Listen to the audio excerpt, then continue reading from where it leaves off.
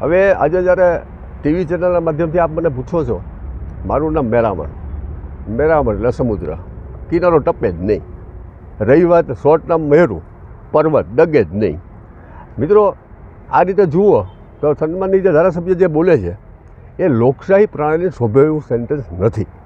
હું કોઈ આહિરનો ઉમેદવાર નથી.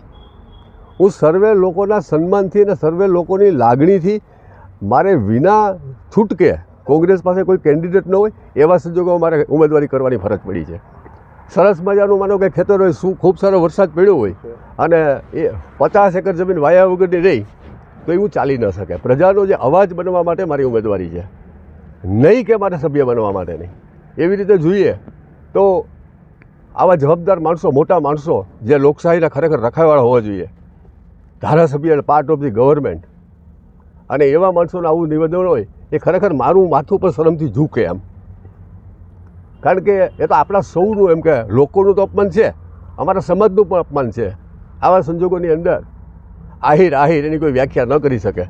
અમે લોકો સર્વે લોકોને સાથે લઈ સર્વે જ્ઞાતિ પ્રત્યે સમભાવ રાખી અને each for other for each, દરવાજા મત આપે એના માટે ખુલ્લા, ન આપે એના માટે પણ ખુલ્લા. ખાસ કશો હવે વસ્તુ બાયણા બંધ થઈ જાય એ એમનો વિષય છે. હું તો બહુ સ્પષ્ટ કહું છું કે મત આપે એના માટે તો ખુલ્લા છે, ન આપે એના માટે પણ ખુલ્લા છે. અને રહી વાત મારા અનુભવની, તો મારે 37 વર્ષ પંચાયત ચલાવવાનો અનુભવ છે.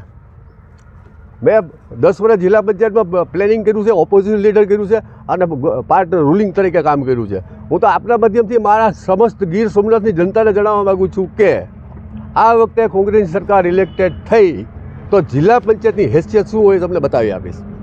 2000 થી 2005ની અંદર અમારી જિલ્લા પંચાયત હતી જુનાગઢમાં. મિસ્ટર વિજયાનંદભાઈ રાઠોડ અને હું પ્રમુખ અને ઉપપ્રમુખ હતા.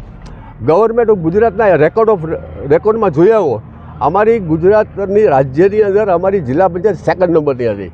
નડિયાદ પહેલો number, my district panchayat Junagadh છે 2nd નંબર એક્ટિવિટી એમ.